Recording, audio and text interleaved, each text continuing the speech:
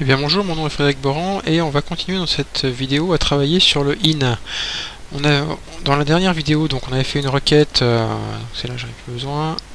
On avait fait une requête qui permettait en fait d'afficher les numéros de personnel de gens qui habitent dans une ville dont le code postal commence par 50. Maintenant, ce qu'on voudrait, c'est le contraire. C'est-à-dire qu'en fait, ne plus avoir ces 3, 4, 5, 6, ces 7 personnes-là. Donc l'idée, ça serait de dire, voilà, ce que je veux, c'est de dire que les codes postaux doivent être différents de ceux-là. Et si on exécute ça, là il y a un problème, tout simplement parce que le différent de ne marche pas. Pourquoi? Il vous le dit, cette sous-requête peut retourner au plus à un enregistrement. Ça veut dire quoi? Que ça, vous pouvez avoir plusieurs lignes, on l'a vu tout à l'heure, on l'a vu dans la vidéo précédente, plusieurs lignes retournées par ça, il y en a 7. Donc lui, il peut pas faire le SQL peut pas faire un différent de brutalement sur les 7. Il peut pas dire qu'il faut que ce soit différent de chacun. Il peut faire éventuellement un différent de pour une valeur, mais pas pour 2, 3, 4, 12, etc. Donc l'idée, en fait, ça veut dire on va lui dire non pas différent de, mais not in.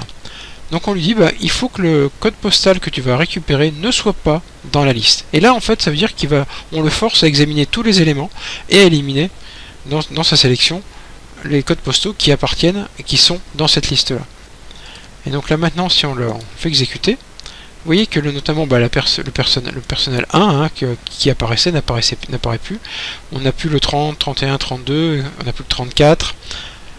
Donc il a bien en fait, comme on lui travaille dans ces cas-là, il va récupérer ça et il examine point par point le code postal. Donc là il est sur 14 000. Est-ce que 14 000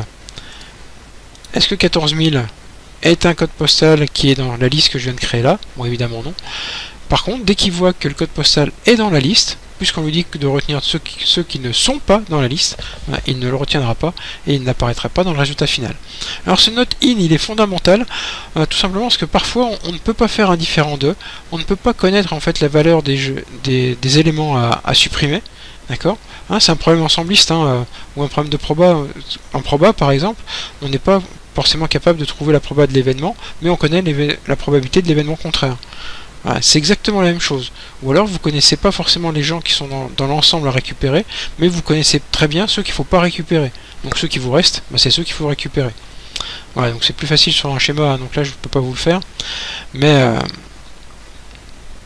retenez que le note in en fait va vous permettre comme ça d'éliminer des gens que vous savez éliminer. On ne sait peut-être pas sélectionner, mais on sait éliminer.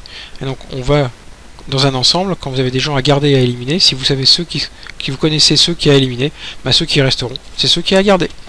Voilà, donc je vous laisse vous abonner à ma chaîne, allez voir le site où on travaille là-dessus, et on se retrouve dans une prochaine vidéo. Je vous remercie.